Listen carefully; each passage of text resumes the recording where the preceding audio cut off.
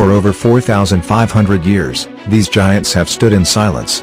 Defying time, defying logic, defying everything we thought we knew about the ancient world. The Great Pyramids of Egypt.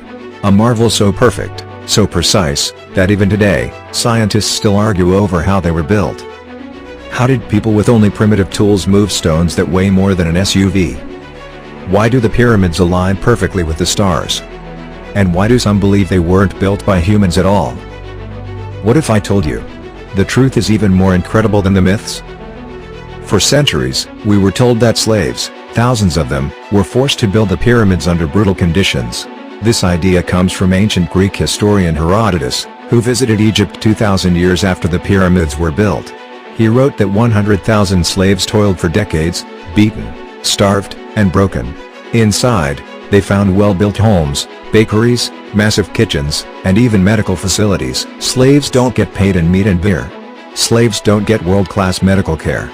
And slaves don't get buried near the pyramids they built. And some stones came from 500 miles away.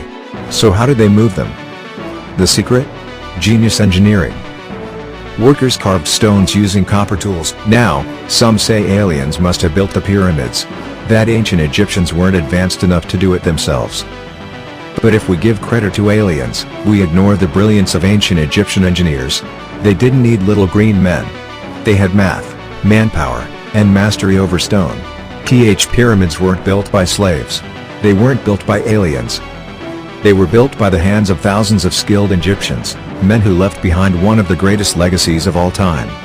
And that's the real story of the pyramids.